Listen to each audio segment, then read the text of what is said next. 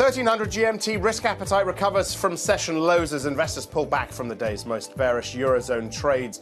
The gloom came down on the euro early in the day after Moody's said it had put Spain's debt rating on review for downgrade.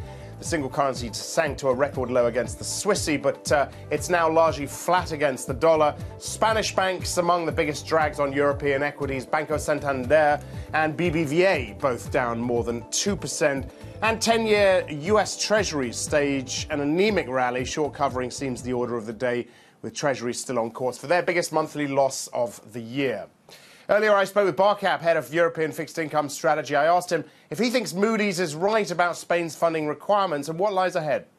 I think it might overstate a little bit the actual total funding requirement, because if you look at the total funding for next year for the central government, it's something like about 77 billion, probably. At most, it will be the same amount in gross terms as this year, and in net terms, actually, it's a decline probably of around 40%. So there might be a little bit of overcaution there.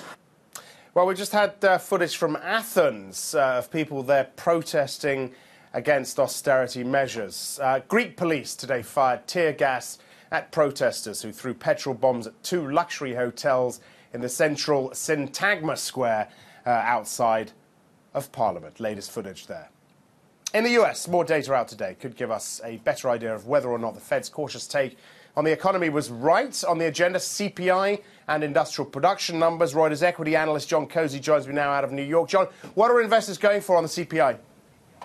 Well, Axel, we have a month-to-month change in the number of 0.2%. That's 1.1% year over year. However, the core numbers should be up 0.1%. That's only plus 0.6% year over year.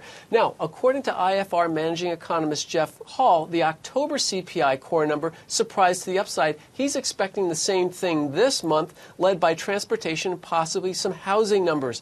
Now, last month's core CPI was up plus 0.6% year-over-year record low. Hall expects that number to start trending higher in the coming months, approaching the Fed's target implied rate of inflation of 1.8% by as early as May of next year. But certainly something for the fixed income markets to watch and analyze closely when it comes out. OK, John, many thanks. Staying with economic news, UK unemployment has risen for the first time in 6 months. The Office for National Statistics says the number of people out of work rose by 35,000 to more than 2.5 million in the 3 months to October. This puts doubts on the economy's resilience ahead of public spending cuts next year. A slightly better picture, though, in the Eurozone. Numbers show employment held at 144.5 million in the third quarter. That's as increasing headcount in the financial, health and transport sector offset job losses in the construction industry and agricultural industry. That's it for now. Coming up, we'll be getting the Reuters 2011 G4 Outlook poll results. That's in 15 minutes. Do tune in then. I'm Axel Threlfall. This is Reuters.